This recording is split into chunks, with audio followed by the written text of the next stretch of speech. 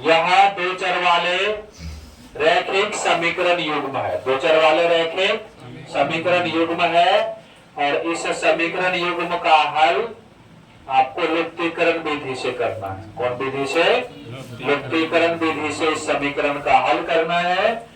इस समीकरण को लुप्तीकरण विधि से हल करने के लिए, लुप्तीकरण विधि से हल करने के लिए इसको समीकरण नंबर 1 मानेंगे और इसको 2 मानेंगे।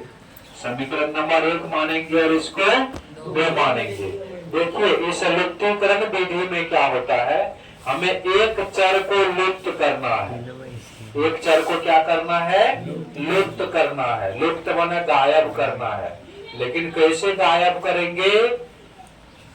गुणांक को बराबर करेंगे। जब गुणांक को बराबर करेंगे तब जोड़ने या घटाने पर गायब करेंगे। पहले किसी एक चर का गुणांक बराबर कर लेंगे, फिर जोड़ने या घटाने पर गायब कर देंगे, एक चर बचेगा। यहां से देखिए अगर साइन डिफरेंट हो, साइन अगर डिफरेंट हो तो चर को लुप्त करने में आसानी होता है। साइन डिफरेंट माने एगो का प्लस एगो का माइनस होगा तो जोड़ने पर तब हो जाएगा। तो किस पर गायब होगा? जोड़ने पर। अगर दोनों का साइन सेम होगा, माइनस से माइनस प्लस से प्लस होगा तो आपको तब घटाना पड़ेगा। और जोड़ घटो किसका होगा?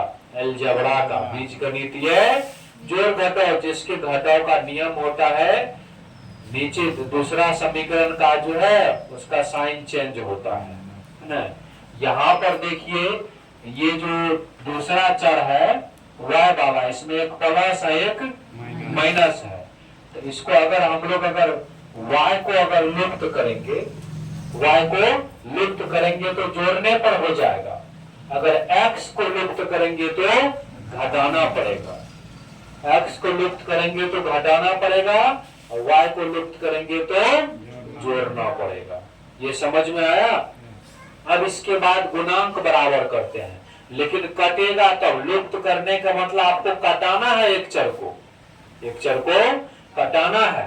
यहाँ पर 4y है, अगर यहाँ भी 4y है तब प्लस माइनस तो कट जाएगा न। तो यहाँ पे 4y पहले से, यहाँ पर 2y है, इस 2y के साथ क्या करें जो 4y हो जाएगा? 2y से क्या करें? 2 से, जी 2 से गुना कर देंगे इसमें। अगर 2 से गुना कर दिया जाए तो ये 4y हो जाएगा। लेकिन गुना केवल इसी है ना टर्म में नहीं करेंगे, जब भी गुना होगा तो पूरे समीकरण में दोनों तरफ होगा, दोनों तरफ होगा। तो यहाँ से भाषा लिखेंगे समीकरण 2, समीकरण ये 2 समीकरण हो गया। समीकरण 2 में दोनों तरफ, समीकरण 2 में दोनों तरफ कौन चीज से गुना करेंगे? 2 से। समीकरण 2 में दोनों तरफ 2 से गुना करके, गुना करके समीकरण 1 के साथ, समीकरण 1 के साथ हल करने पर, हल करने पर आप देखिए हल करेंगे तो क्या प्राप्त होगा? समीकरण 1 के साथ कुछ नहीं न करना है, करना है कुछ नहीं करना है। तो समीकरण 1 आपका जैसे है वैसे ही यहाँ पर रख देना। समीकरण 2 के साथ करना है, क्या करना है? 2 से गुना करना है। तो यहाँ पे नहीं करेंगे, इधर करेंगे नहीं। तो 2x पहले से है, इसमें 2 से गुना करेंगे, 2 दूनी 4x माइनस 2 दूनी 4y, 2 दूनी 4 हो गया। ये आपका इस फॉर्म का आ गया। अब यहाँ पे देखिए मिल रहा है, यहाँ पे हम लिख देंगे एडिंग बाय, है ना, या जोड़ने पर, है ना, जोड़ने पर जोड़ेंगे। 3 गो x 4 गो x, क्या गो x? 7 गो x, 7 गो x, 3 गो x और 4 गो x, क्या गो? 7 गो x। अब जोड़ रहे हैं, है ना, 4y प्लस में और 4y माइनस में कट गया, ये तो खत्म हो गया बराबर। यहाँ पर जोड़ है तो 10 में 4 जोड़ेंगे तो क्या हो जाएगा 14, है ना।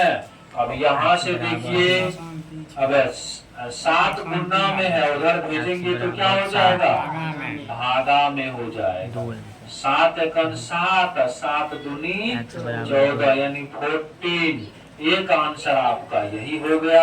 अब इसके बाद क्या करेंगे, देखिए अब ये जो x का मान निकल के आया है, हाँ यहाँ पे 2 हो जाएगा। 7 का 7, 7 दूनी क्या हो जाएगा 14, है ना। यहाँ पे जो है 14 जो है 7 से 2 टाइम्स में कटा, x का मान 2 हो गया।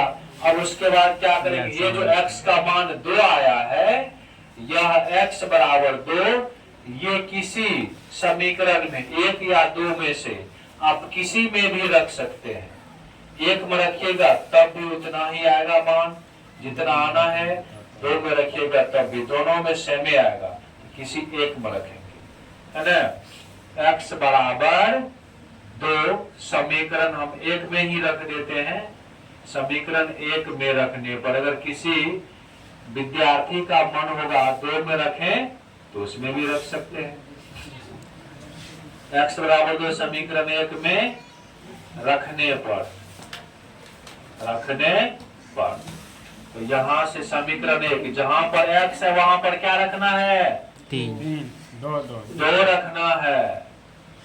फिर क्या है प्लस, फिर क्या है 4y, फिर बराबर 10। 3 दूनी 6 प्लस 4y बराबर 10।